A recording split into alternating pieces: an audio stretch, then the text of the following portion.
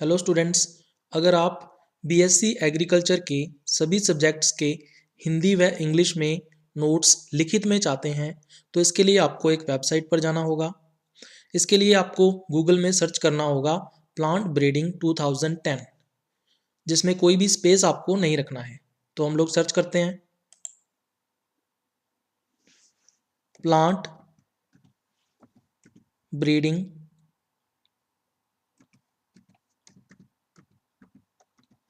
2010 और उसके बाद आपको एंटर दबाना है। जैसे ही आप एंटर पर क्लिक करते हो तो आपको सबसे ऊपर की तरफ एक लिंक दिखाई देगा साइंस एंड एग्रीकल्चर बॉटनी के नाम से। ठीक है, ये वेबसाइट कौन सी है? Plant breeding 2010.blogspot.com। तो इस लिंक को आपको ओपन करना है, तो हम लोग इस पर क्लिक करेंगे। जैसे ही आप लिंक के ऊपर क्लिक करोगे तो आपको एक साइंस एंड एग्रीकल्चर बॉटनी के नाम से वेबसाइट ओपन हुई दिखाई देगी। इसमें आपको लेफ्ट कॉर्नर पर साइड बार पर क्लिक करना है और जैसे ही साइड बार पर क्लिक करोगे तो आपको यहाँ पर अलग अलग सब्जेक्ट्स के जो लिंक्स हैं वो मिल जाएंगे और इसके साथ साथ जो ओल्ड पेपर्स के लिंक्स हैं वो भी आपको यहाँ पर आसानी से मिल जाएंगे, जिनके ऊपर क्लिक करके आप नोट्स तक पहुँच सकते हो। जो सब्जेक्ट्स यहाँ पर मेंशन नहीं हैं वो आने वाले टाइम में यहाँ पर ऐड कर दिए जाएंगे। कमर्शियल प्लांट ब्रीडिंग का नेक्स्ट लेक्चर है genetic purity test of commercial hybrids, वाणिज्यिक संकरों का आनुवंशिक शुद्धता परीक्षण। तो सबसे पहले आपको ये पता होना चाहिए कि आदर्श पौधे या बीज अथवा मानक पौधे या बीज क्या होते हैं, यानी टाइप प्लांट्स और सीड्स, और स्टैंडर्ड प्लांट्स और सीड्स क्या होते हैं। तो ऐसे पौधे या बीज जो पादप प्रजनक के द्वारा बताए गए किस्म के लक्षणों को प्रदर्शित करते हैं। ठीक है, यानी प्लांट ब्रीडर या पादप प्रजनक जो है वो किसी किस्म के कैरेक्टर्स को या ट्रेट्स को या लक्षणों को निर्धारित करता है कि इस किस्म के ये लक्षण जो है वो होने चाहिए। तो अगर कोई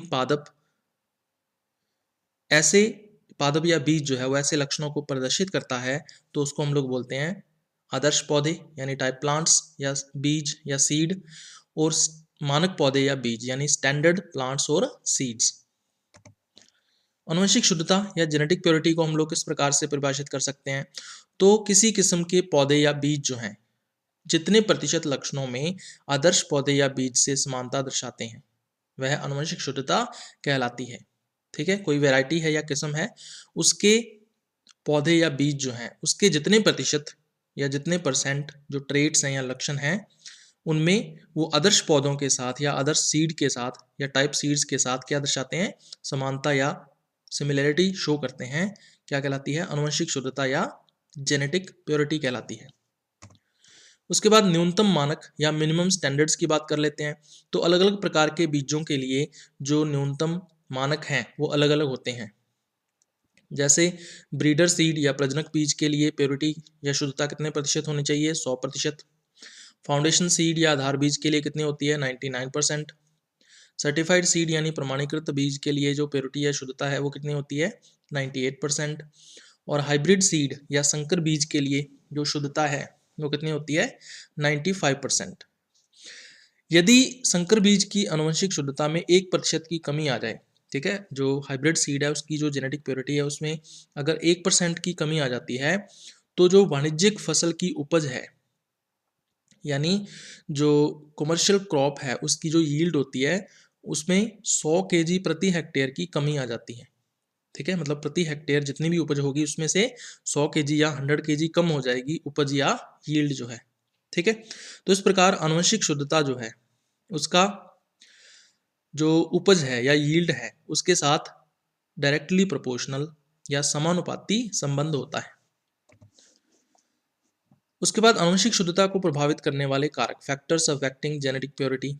तो कौन कौन से फैक्टर हैं? तो इसको अलग अलग कैटेगरी में हम लोग डिवाइड कर सकते हैं। जैसे सबसे पहले प्राकृतिक क्रॉसिंग या नेचुरल क्रॉसिंग।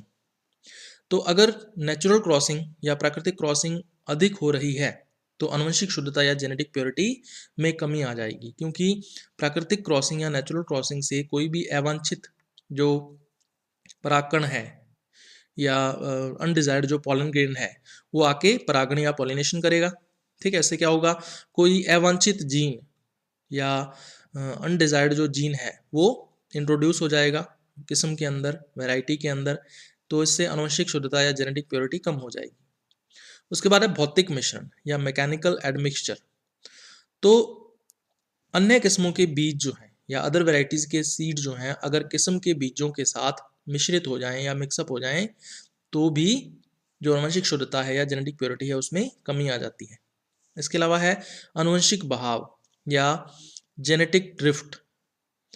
तो हम लोग क्या करते हैं अभी, अगले वर्ष फसल हम लोग उगाना चाहते हैं तो हम लोग जो बीज ढेर होता है या सीड लॉट होता है उसमें से थोड़ी सी मात्रा बीजों की लेते हैं और उसको प्रिजर्व करके रख लेते हैं।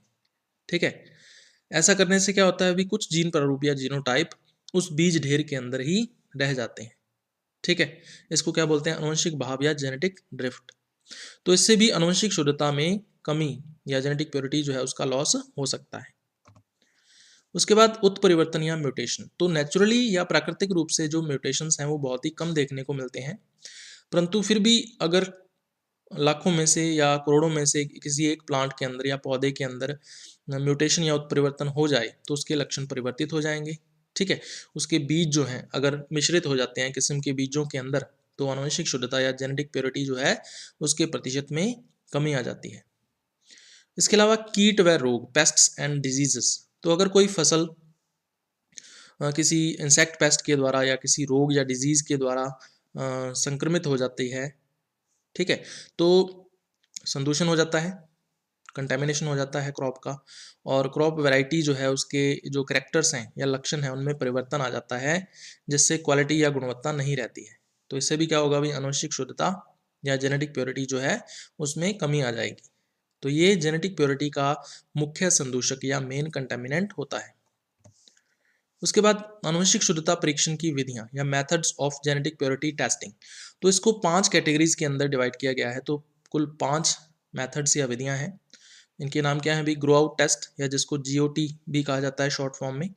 दूसरा है केमिकल टेस्ट, तीसरा है इलेक्ट्रोफोरेसिस मेथड, उसके बाद है क्रोमेटोग्राफिक मेथड और उसके बाद है मॉलिक्यूलर मार्कर्स। तो इनको एक एक करके हम लोग डिस्कस करेंगे। सबसे पहले ग्रो आउट टेस्ट या जीओटी की बात करें तो इस टेस्ट या परीक्षण में जो परीक्षण नमूने यानी कि जो टेस्ट सैंपल होता है वह मानक नमूने यानी जो स्टैंडर्ड सैंपल होता है, इन दोनों को साथ साथ हम लोग क्या करते हैं, फील्ड के अंदर ग्रो करवाते हैं या उगाते हैं। ठीक है, उसके बाद फिर इनके लक्षणों की तुलना की जाती है। कब करेंगे तुलना, बीज के अंकुरण से लेके यानी सीड का जब जर्मिनेशन होता है वहां से लेके और संपूर्ण परिपक्व अवस्था आने तक। ठीक है, यानी कंप्लीट मैचुरेशन तक, जब तक की जो फसल है वो पूरी तरह से मैच्योर नहीं हो जाती तब तक जो संपूर्ण वृद्धि काल होता है या कंप्लीट ग्रोथ पीरियड होता है उसके दौरान दोनों के जो मॉर्फोलॉजिकल कैरेक्टर्स होते हैं या आकारिकीय लक्षण होते हैं उनका कंपैरिजन या तुलना की जाती है। ठीक है, एक समान लक्षणों का जो प्रतिशत है वो निकाल लिया जाता है कि कितने प्रतिशत लक्षणों में समानता या सिमिलरिटी शो कर रहा है। जो टेस्ट सैंपल है वो किसके साथ, स्टैंडर्ड सैंपल के साथ कितनी समानता या सिमिलरिटी शो कर रहा है उसका प्रतिशत निकाल लेते हैं और वही आनुवंशिक शुद्धता या जो जेनेटिक प्योरिटी है उसको प्रदर्शित करता है। उसके बाद क्राइटेरिया ऑफ जीओटी की बात कर लेते हैं। तो इसमें टेबल के अंदर 3 अलग अलग कैटेगरीज दी गई हैं। Maximum permissible of types. Of types क्या होते हैं भी, ऐसे पौधे जिनके लक्षण किस्म के लक्षणों से भिन्न होते हैं ऑफ टाइप्स कहलाते हैं। तो कितने प्रतिशत ऑफ टाइप प्लांट्स परमिसिबल हैं और मिनिमम जेनेटिक प्योरिटी कितनी होगी फिर उसमें, और number of plants required for observation यानी निरीक्षण के लिए कितने पौधे हमें फील्ड से सेलेक्ट करने होंगे या वर्णन करना होगा उनका। तो इसमें अगर 0.1% ऑफ टाइप्स हैं तो जेनेटिक प्योरिटी कितनी होगी, मिनिमम 99.9% होगी और हमें 4000 पौधों का निरीक्षण जो है वो करना होगा। अगर ऑफ टाइप्स 0.2 हैं तो जेनेटिक प्योरिटी 99.8 हो जाएगी। ठीक है, और हमें 2000 पौधों का निरीक्षण जो है वो फील्ड के अंदर करना होगा। उसके बाद 0.3% अगर ऑफ टाइप्स हैं तो 99.7% हो जाएगी जेनेटिक प्योरिटी और 1350 पौधों का हमें निरीक्षण करना होगा, तुलना करनी होगी फील्ड के अंदर। उसके बाद अगर 0.5% ऑफ टाइप्स हैं तो जेनेटिक प्योरिटी कितनी हो जाएगी, 99.5% हो जाएगी। और हमें 800 पौधों का जो ऑब्जर्वेशन या निरीक्षण है वो फील्ड के अंदर करना होगा। उसके बाद अगर ऑफ टाइप्स 1% या उससे भी ज़्यादा हैं तो जेनेटिक प्योरिटी 99% या इससे भी कम हो जाएगी, और हमें 400 पौधों का जो ऑब्जर्वेशन या निरीक्षण है वो फील्ड के अंदर करना होगा तुलना या कंपैरिजन के लिए। उसके बाद जो सबमिटेड सैंपल होता है जीओटी के लिए, उसका साइज क्या होना चाहिए, या प्रस्तुत नमूने का जो आकार है ग्रो आउट टेस्ट के लिए वो क्या होना चाहिए, तो ये निर्भर करता है बीज के आकार पर या साइज ऑफ सीड पर। तो अलग अलग क्रॉप्स में ये वेरी करेगा। जैसे जो बड़े बीज वाली फसलें हैं जैसे मक्का है, कपास है ना, मेज एंड कॉटन, इनके सीड्स कैसे होते हैं, लार्ज साइज के होते हैं, बड़े आकार के होते हैं। तो इसमें हमें 1000 ग्राम यानी 1 किलोग्राम जो सीड सैंपल है उसको सबमिट करना पड़ेगा। मध्यम बीज या मीडियम सीड साइज वाली जो क्रॉप्स हैं जैसे गेहूं, चावल आदि, है ना, व्हीट, राइस एक्स्ट्रा, तो इन फसलों के लिए 500 ग्राम यानी कि आधा किलो जो बीज है वो हमें सबमिट करना होगा सैंपल की फॉर्म में। उसके बाद चुकंदर व इसके समान जो बीज होते हैं, ठीक है, जो बीट रूट है और इसके इक्वल जो सीड साइज वाली क्रॉप्स होती हैं उनके लिए 250 ग्राम जो बीज है वो सैंपल की फॉर्म में हमें सबमिट करना होगा। और सबसे छोटे साइज के अगर बीज हों जैसे बाजरा, जूट व अन्य फसलें जो हैं, ठीक है, इन क्रॉप्स के लिए 100 ग्राम जो बीज का नमूना है वो हमें सबमिट करना पड़ेगा सैंपल की फॉर्म में, ठीक है। तो इस पर भी क्वेश्चन आ सकता है, इंपॉर्टेंट चीज़ है। उसके बाद निरीक्षण या ऑब्जर्वेशन हमें कैसे करना है, तो हमें तुलना करनी है। तो तुलना किन किन लक्षणों की करेंगे, तो सबसे पहले सीड मॉर्फोलॉजी या बीज आकारी की। तो लैब के अंदर हम लोग बीजों को ले जाते हैं और वहाँ पर जाकर नेक्ड आइज यानी नगन आंखों से, या फिर हैंड लेंस जो हाथ लेंस होता है उसके उपयोग से, या फिर SEM यानी स्कैनिंग इलेक्ट्रॉन माइक्रोस्कोप की सहायता से हम लोग क्या किस चीज़ की तुलना करते हैं, बीज की चौड़ाई, ठीक है, जो सीड है उसकी चौड़ाई या विड्थ, लंबाई यानी लेंथ, मोटाई यानी थिकनेस, आकृति यानी शेप, भार यानी वेट, और रंग यानी कलर जो है, आदि जो ट्रेट्स होते हैं या लक्षण होते हैं बीजों के, उनकी तुलना या कंपैरिजन किया जाता है, ठीक है। इसके अलावा और क्या क्या चीज़ें हो सकती हैं इसके अंदर, सीड मॉर्फोलॉजी तो आई गई, पादप स्वभाव या प्लांट का जो हैबिट है उसकी तुलना की जाती है, पुष्पीय स्वभाव या फ्लावरिंग हैबिट जो होता है उसका कंपैरिजन किया जाता है।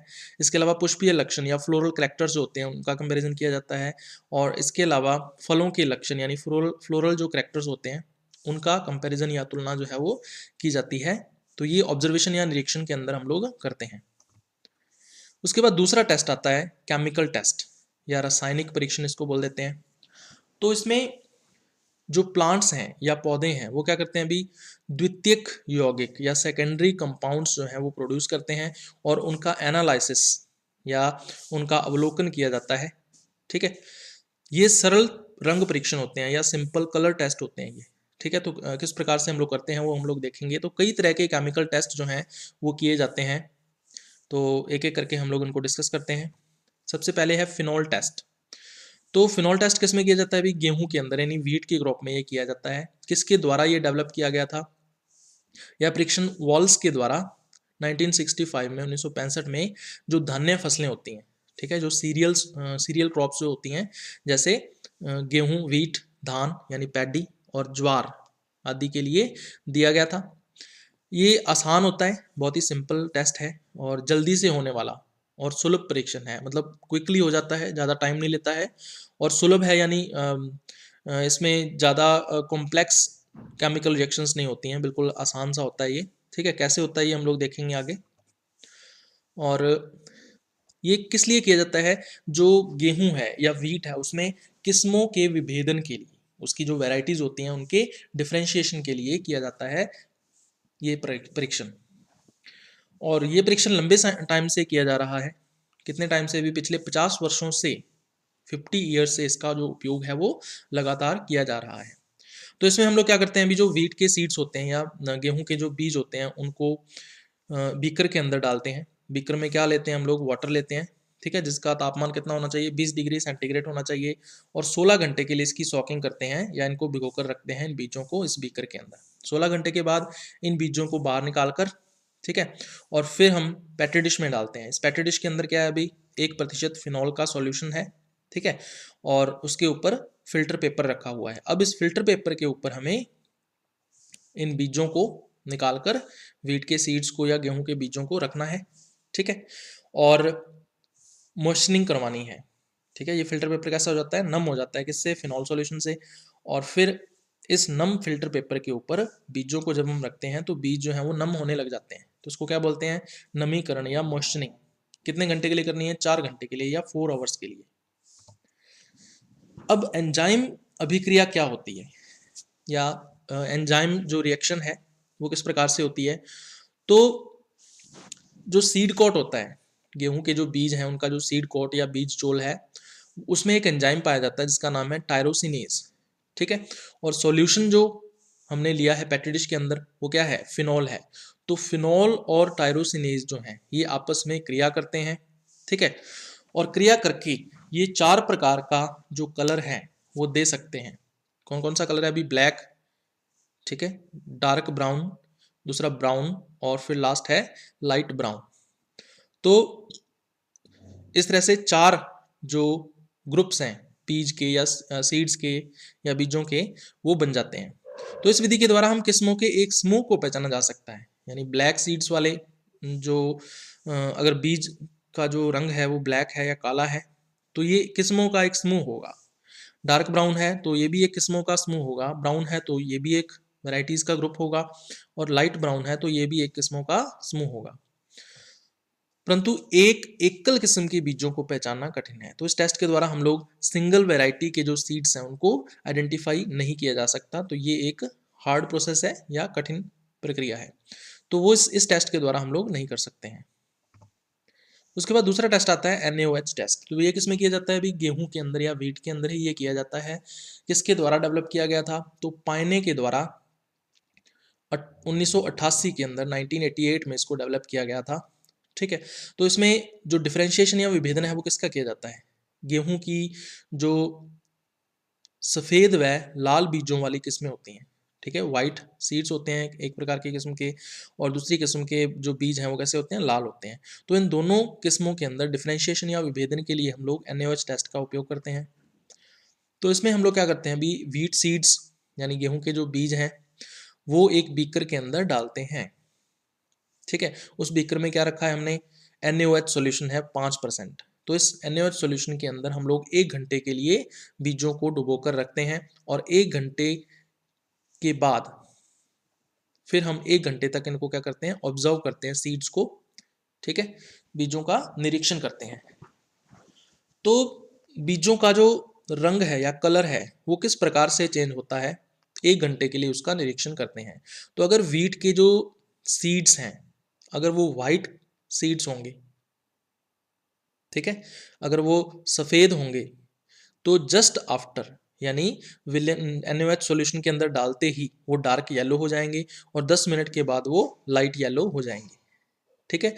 लेकिन अगर रेड सीड्स हैं व्हीट के तो 15 मिनट के बाद वो ऑरेंज हो जाएंगे, ठीक है, और यानी NaOH सॉल्यूशन में मिलाने के 15 मिनट के बाद वो ऑरेंज हो जाएंगे, और 1 घंटे के बाद वो डार्क ऑरेंज हो जाएंगे, ठीक है। तो इस प्रकार कलर के आधार पर हम लोग ये डिसाइड कर सकते हैं कि जो किस्में हैं वो वाइट सीड वाली हैं या रेड सीड वाली किस्में हैं।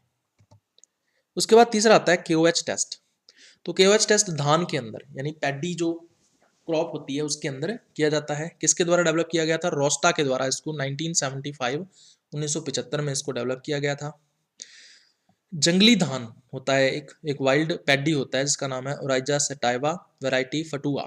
इसके जो सीड्स या बीज हैं वो लाल रंग के होते हैं, रेड कलर के होते हैं। इसके कुछ बीज सफ़ेद रंग के हो जाते हैं, कुछ जो सीड्स हैं इसके वो वाइट कलर के हो जाते हैं, ठीक है। और हमें पता है कि जो नॉर्मल राइस होता है या सामान्य धान होता है उसके बीज भी कैसे हैं, सफ़ेद रंग के या वाइट कलर के होते हैं। तो अगर ये सफ़ेद रंग के जो बीज हैं जो कि किसके हैं, जंगली धान के हैं, ये सामान्य धान के सफ़ेद बीजों के साथ मिश्रित हो जाएं या मिक्सअप हो जाएं तो इन्हें पहचानना कठिन हो जाता है, ठीक है, इनको आइडेंटिफाई करना कठिन हो जाता है। लेकिन जो कंटेमिनेशन है या संदूषण है बीजों का वो हो जाता है। तो फिर हम क्या करते हैं, अभी KOH परीक्षण करते हैं, और KOH परीक्षण के द्वारा इस जंगली धान के ये जो सफ़ेद बीज हैं इनको पहचाना जा सकता है या इनको आइडेंटिफाई किया जा सकता है। ठीक है, तो इस टेस्ट के द्वारा हम लोग ये देख सकते हैं कि जो हमारे पास धान है, सफ़ेद धान, उसमें जंगली धान जो है उसके बीज तो उपस्थित नहीं है, तो इसको हम लोग पहचान सकते हैं या इनका पता लगा सकते हैं KOH टेस्ट के द्वारा। तो इसमें हम क्या करते हैं, अभी एक टेस्ट ट्यूब जो है उसके अंदर सस्पेक्टेड सीड लेते हैं, यानी जिन सीड्स के ऊपर हमें डाउट है कि इसके अंदर जो जंगली धान है उसके बीज हो सकते हैं, उनको एक टेस्ट ट्यूब के अंदर ले लेते हैं। ठीक है, और टेस्ट ट्यूब में लेने के बाद हम लोग 2 ड्रॉप्स डालते हैं, किसकी, 2% KOH सॉल्यूशन की, विलेन की जो ड्रॉप्स हैं वो इसके अंदर डाली जाती हैं। डालने के बाद हम लोग बीजों को निरीक्षण करते हैं, इनका बीजों को ऑब्जर्व करते हैं, सीड्स को। तो 2 तरह का ऑब्जर्वेशन जो है वो आ सकता है। अगर ये बीज रेड कलर में चेंज हो जाते हैं, ठीक है, लाल रंग में परिवर्तित हो जाते हैं, तो ये रेड राइस है, लाल धान है, इसका मतलब जंगली धान के जो बीज हैं वो इसके अंदर उपस्थित हैं। अगर रिमेन अनचेंज्ड, अगर ये अपरिवर्तित रहते हैं, यानी इनका जो रंग है वो सफ़ेद का सफ़ेद ही रहता है, ठीक है, तो इसका मतलब ये जो बीज हैं वो व्हाइट राइस के हैं, सफ़ेद धान के हैं, यानी कि सामान्य धान के जो बीज हैं। तो इस प्रकार KOH टेस्ट के द्वारा हम लोग ये आइडेंटिफाई कर सकते हैं या पहचान सकते हैं। तो सिंपल टेस्ट है। उसके बाद नेक्स्ट टेस्ट है अभी FeSO4 टेस्ट। ये किस में किया जाता है, धान के अंदर या पैडी की क्रॉप में इसको किया जाता है। तो FeSO4 जो है उसकी क्रिया से या उसकी एक्टिविटी से बीजों के हस्क पर, है ना, सीड्स के ऊपर जो कवर होता है धान का, उसको हस्क कहा जाता है। तो हस्क के ऊपर निम्न तीनों में से किसी एक प्रकार का पैटर्न जो है वो दिखाई दे सकता है। ठीक है, FeSO4 जब क्रिया करता है तो बीजों के हस्क के ऊपर पैटर्न बनते हैं। तो 3 तरह के पैटर्न बन सकते हैं, इन तीनों में से कोई एक प्रकार का पैटर्न जो है वो दिखाई दे सकता है। या तो ब्राउन स्पॉट्स दिख सकते हैं, या फिर ग्रे स्पॉट्स दिख सकते हैं, या फिर ग्रे स्ट्रीक्स यानी लाइन या धारियां जो है वो दिख सकती हैं। तो इस टेस्ट में क्या करते हैं अभी देख सकते हो आप, हम लोग एक बीकर के अंदर FeSO4 सॉल्यूशन लेते हैं 1.5% और इसमें राइस सीड्स यानी धान के जो बीज हैं उनको डाल देते हैं, और 4 घंटे तक हम लोग इसको डुबो कर रखते हैं, इमर्ज रखते हैं, और 4 घंटे तक हम लोग लगातार क्या करते हैं, इसका ऑब्जर्वेशन करते हैं। ठीक है, या 4 घंटे के बाद हम लोग ऑब्जर्व करते हैं, इनका निरीक्षण करते हैं, और on husk of the grains, grain का जो हस्क होता है, बीजों का जो हस्क होता है, उसके ऊपर पैटर्न देखते हैं हम लोग। तो पैटर्न जो है वो ब्राउन स्पॉट्स देख सकते हैं, या ग्रे स्पॉट्स देख सकते हैं, या फिर ग्रे स्ट्रीक्स यानी धारियां दिख सकती हैं। तो अगर 2 तरह के या 3 तरह के बीज जो हैं या दिखाई देते हैं, 2 तरह के या 3 तरह के पैटर्न जो हैं वो अलग अलग बीजों पर दिखाई देते हैं, तो इससे क्या शो होता है कि admixture of varieties can be detected, मतलब जो किस्में हैं उनके बीज मिश्रित हुए हैं एक दूसरे के साथ, इसको पहचाना जा सकता है।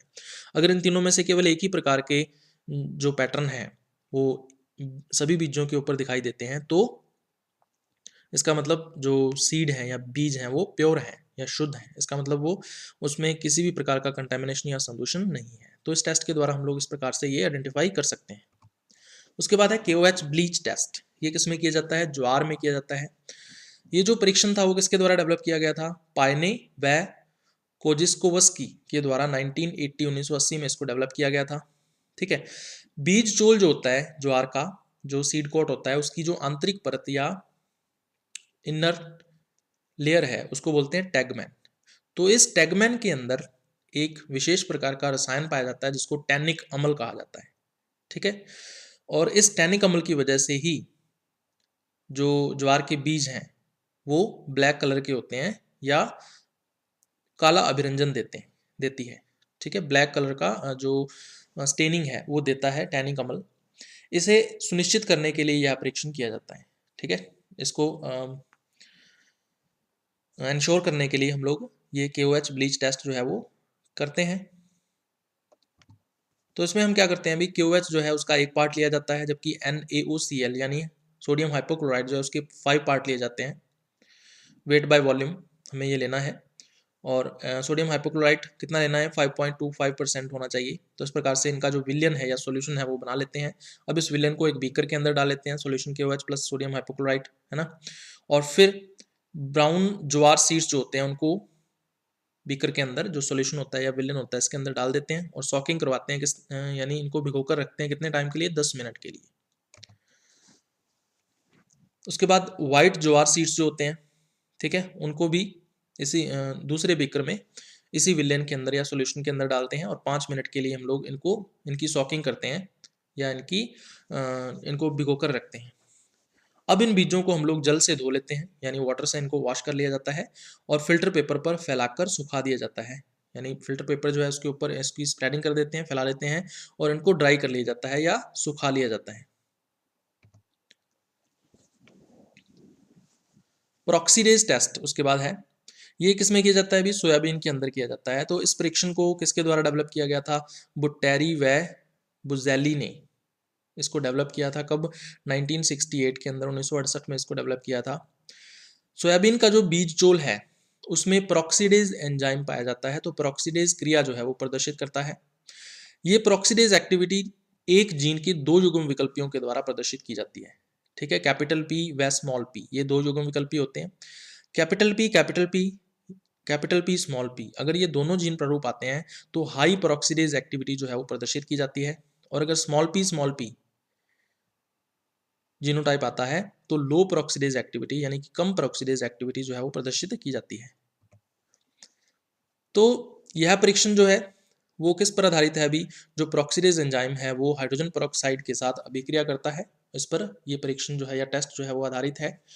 तो इसमें हम क्या करते हैं अभी, जो सीड है, ठीक है, उससे सीड कॉट को या बीज चोल को रिमूव कर लेते हैं या हटा लेते हैं और उसको फिर टेस्ट ट्यूब के अंदर डाल देते हैं। तो सीड कोट टेस्ट ट्यूब में आ गया। अब इसमें रेजेंट्स को डाल दिया जाता है। रेजेंट्स कौन कौन से डालने हैं वो हम लोग आगे देखते हैं। दूसरी बार दूसरे सीड के साथ भी हमें यही करना है, तीसरे सीड के साथ भी हमें सेम प्रक्रिया जो है वो उसको फॉलो करना है। रिएजेंट्स में हमें क्या लेना है अभी, 10 ड्रॉप्स लेनी है 0.5% गोइकोल सॉल्यूशन और 1 ड्रॉप लेनी है 0.1% हाइड्रोजन पेरोक्साइड। ये 10 मिनट के बाद हमें ऐड करना पड़ेगा। उसके बाद ऑब्जर्वेशन या निरीक्षण हमें करना है। तो रेडिश ब्राउन कलर अगर आता है तो शो प्रेजेंस ऑफ प्रोक्सीडेज, तो ये प्रोक्सीडेज की उपस्थिति को प्रदर्शित करता है कि जो प्रोक्सीडेज है वो हाई अमाउंट के अंदर उपस्थित है। रिमेन कलरलेस, अगर बीज जो है वो या बीज चोल जो है वो रंगहीन रहता है तो प्रोक्सीडेज एब्सेंट है, यानी प्रोक्सीडेज अनुपस्थित है। तो स्मॉल पी जीन प्रारूप वहां पर उपस्थित है। वेरिएशन इन रिएक्शन, अगर रिएक्शन जो है उसके अंदर वेरिएशन आती है तो इम्प्योरिटी इन सीड्स, इसका मतलब जो बीज है उसके अंदर इम्प्योरिटी या अशुद्धियां जो है वो उपस्थित हैं अगर रिएक्शंस में वेरिएशन आता है तो। उसके बाद नेक्स्ट हम लोग करेंगे केमिकल टेस्ट के बाद इलेक्ट्रोफोरेसिस मेथड। ठीक है, तो हमें पता है कि जो प्रोटीन्स हैं वो प्रत्यक्ष जीन उत्पाद होते हैं, मतलब जीन जो है उसके द्वारा प्रत्यक्ष रूप से बनाया जाता है क्या, प्रोटीन। अतः बीज व अंकुर की प्रोटीन जो होती है, यानी सीड की प्रोटीन एक तो, और दूसरा अंकुर यानी सीडलिंग जो है उसकी प्रोटीन व एंजाइमों का जो परीक्षण है वो किया जा सकता है। ठीक है, इनकी प्रोटीन व एंजाइमों का टेस्ट जो है वो हम लोग आसानी से कर सकते हैं।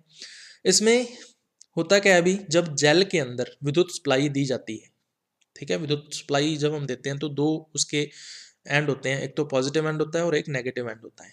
ठीक है, तो आवेशित जो कण होते हैं, आवेशित कण किसके होंगे भी, प्रोटीन के होंगे या एंजाइमों के होंगे, इनके ऊपर पॉजिटिव या नेगेटिव चार्ज होगा। ठीक है, तो ये जो आवेशित कण या चार्ज्ड पार्टिकल्स होते हैं उनकी विपरीत ध्रुवों की ओर गति होती है। विपरीत ध्रुवों की ओर मतलब क्या है, अगर आवेशित कण नेगेटिव चार्ज हैं तो वो पॉजिटिव ध्रुव की ओर गति करेंगे, और अगर इनके ऊपर पॉजिटिव चार्ज है आवेशित कणों के ऊपर तो वो नेगेटिव ध्रुव की ओर गति करेंगे।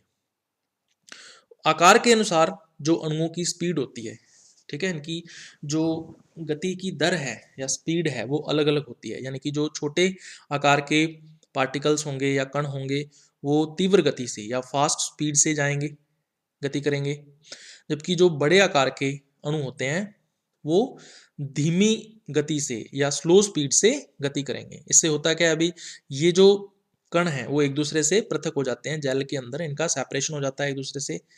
तो इसी को क्या बोलते हैं हम लोग, इलेक्ट्रोफोरेसिस बोलते हैं। तो इस तरह से आप देख सकते हो भी यहाँ पर जो सैंपल है वो लोड किया जाता है। तो यहाँ पे प्रोटीन का जो सैंपल है वो यहाँ पे हम लोग लोड कर देते हैं।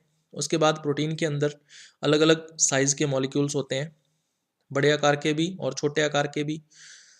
तो विद्युत सप्लाई हम लोग देते हैं तो एक नेगेटिव एंड होता है इसका या ध्रुव होता है, और दूसरा पॉजिटिव या धनात्मक ध्रुव होता है।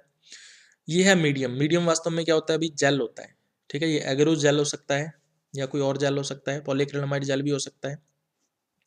तो इस जेल के अंदर फिर क्या होगा, अभी ये जो प्रोटीन के अणु होते हैं इनके ऊपर नेगेटिव चार्ज है, ठीक है। तो नेगेटिव चार्ज है तो ये पॉजिटिव ध्रुव की ओर गति करेंगे। तो छोटे या स्मॉलर जो मॉलिक्यूल्स होते हैं वो फास्ट गति करते हैं, इसलिए आगे निकल जाते हैं, जबकि लार्जर या बड़े आकार के जो मॉलिक्यूल्स होते हैं वो धीमी गति करते हैं या स्लो मूवमेंट करते हैं, जिससे वो पीछे रह जाते हैं, ठीक है। तो इस तरह से इनका सेपरेशन या पृथक्करण हो जाता है जेल के अंदर, ठीक है। उसके बाद बैंडिंग पैटर्न के आधार पर किस्मों को वेरीफाई किया जाता है। ये बैंड्स बनाते हैं, ठीक है। इसको यूवी लाइट के अंदर हम लोग देख सकते हैं इन बैंड्स को। तो बैंडिंग पैटर्न जो होता है उसके आधार पर फिर जो वेराइटीज़ हैं या किस्में हैं उनको वेरीफाई कर लिया जाता है। कैसे करते हैं अभी, by measuring RM of bands. Bands जो हैं उनकी RM वैल्यू निकाल ली जाती है। Total number of bands, bands की जो संख्या है उसको गिन लिया जाता है कि कुल कितने संख्या में बैंड्स बने हैं।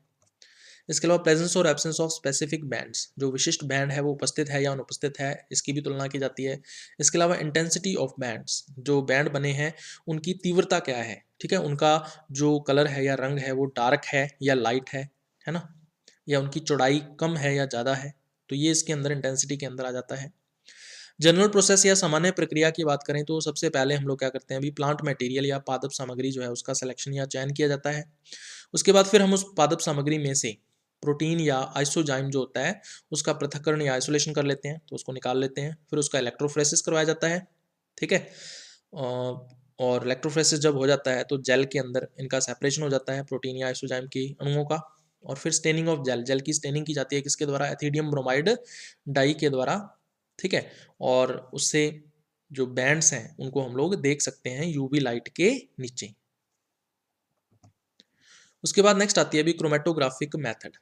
तो विभिन्न किस्मों में उपस्थित फिनॉल्स व फ्लेवेनॉइड विशेष घुलनशीलता के आधार पर क्रोमेटोग्राफी पेपर पर पृथक बैंड्स बनाते हैं, जिनके आधार पर किस्मों को पहचाना जा सकता है।